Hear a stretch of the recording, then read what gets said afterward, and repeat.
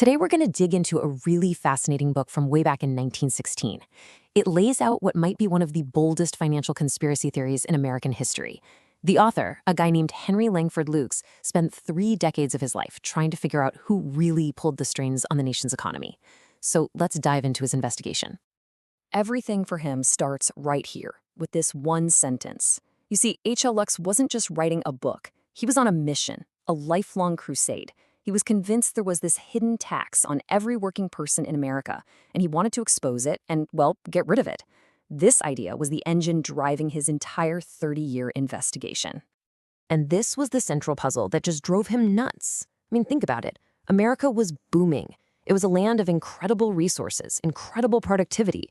And yet, the very people doing the work, the farmers in the fields, the workers in the factories, they were the ones struggling. To Lukes, that just didn't add up. It felt wrong. He believed it wasn't just bad luck. It was a sign that the whole system was rigged. To solve this mystery, one man put in the work. 30 years of his life. And he wasn't just some random guy. He was a political powerhouse in his day, known by many as the father of populism.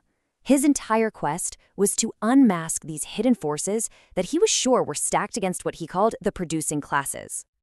So, who exactly was this investigator, Henry Langford Lukes? Well, let me tell you, he was no fringe character. This guy was a major player. He was the president of the Dakota Farmers Alliance. He ran for governor and senator as a populist. He was a tireless advocate for farmers and laborers. So when he devoted 30 years to studying this stuff, it wasn't just a hobby. It was his life's work. So after all those years of digging, Lukes finally pointed his finger at a prime suspect. It wasn't just one person. It was a whole powerful financial network that he gave a very specific name, the House of Morgan. Okay, now this is really important to understand. When Lukes said the House of Morgan, he wasn't just talking about the J.P. Morgan Bank. To him, this was a kind of secret club, a cabal of financiers who had one single audacious goal: total control. And their method? Well, it was to grab control of money itself, what he called the lifeblood of commerce, and then run it like their own private business for profit. This slide just lays out the battle perfectly. On one side, you have Lukes' ideal world. Money is issued by the government for the people, like a public utility. But on the other side, you have the system he believed was a conspiracy, a private banker's credit, totally controlled by a small group of insiders. And the really scary part, for him, was that this credit was payable in gold, a physical thing that bankers could hoard to create shortages and basically manipulate the entire economy. For Lukes, this was an all-out war for the soul of money. Now, every great investigation needs a crime scene. And for Lukes, the crime scene was the massive financial panic that rocked the country back in 1907. He was absolutely convinced this was no accident. He saw it as a deliberately engineered event. According to Lukes, this panic wasn't just random chaos. It had a clear checklist of goals. Number 1, crush your up-and-coming competition. Number 2, put a president, Teddy Roosevelt, back in his place because he was getting a little too noisy with his anti-monopoly talk. And number 3, and this is the really genius part, scare the public so badly that they would literally beg for the exact reform that the conspirators wanted all along. Lukes breaks the whole thing down like a heist movie. In October 1907, boom, the trap is sprung. New York banks just stop honoring drafts, and the nation's commerce freezes. Panic explodes on the stock exchange. Credit completely dries up. And then, right at the peak of the chaos, who walks onto the floor? J.P. Morgan himself, who dramatically saves the day with a big pile of cash. And the result? In the end, Morgan's group gets a blessing from President Roosevelt to swallow up a major competitor, which would have been illegal any other day of the week. And this, for Lukes, was the masterstroke. The very people he accused of starting the crisis were suddenly being celebrated as national heroes for ending it. In his eyes, the President of the United States had become a captive chief, forced to praise the men who had just held the entire country hostage.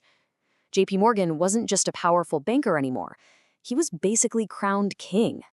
So the panic created the chaos, the opportunity. But what was the ultimate goal? For Lukes, the smoking gun of the whole conspiracy was the institution that was born from the ashes of that 1907 panic, the Federal Reserve System. He didn't see it as a solution. He saw it as the final move, the checkmate. And here it is, Lukes' most stunning claim. He argued that the Federal Reserve Act was a total sham. He believed its real purpose was to legally and permanently replace government money with a system of private bank credit. This would hand the House of Morgan and its allies a complete and total monopoly over the nation's finances. So how in the world did they pull it off? Well, Lukes lays out this brilliant four-step legislative trick. Step 1.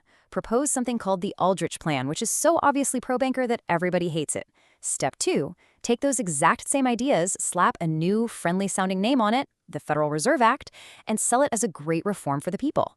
Step 3. Have the big bankers stage a sham battle, where they publicly pretend to hate the new bill. This tricks everyone into thinking, hey, if the bankers hate it, it must be good for us. And Step 4. Victory. Congress passes the bill, and the bankers get exactly what they've wanted all along.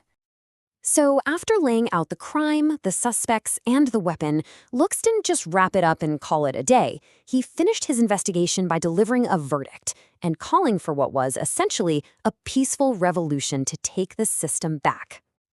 And his plan was not subtle. It was direct. It was radical. Get rid of the Federal Reserve Act. Stop the games being played with the money supply. Make government-issued money king again. And, maybe most importantly, he said we need to form a brand new political party that is completely free from the influence of big money. For Lukes, you couldn't just tweak the system. You had to tear it down and build something new. So, that's the incredible case that H.L. Lukes laid out more than 100 years ago. It's a wild story, but it really leaves us with a big question for right now. When you look around at our modern world, at our economic systems, do you see any echoes of his warnings? These deep connections between private money and political power? Well, whether his investigation is still relevant today, that's for you to decide.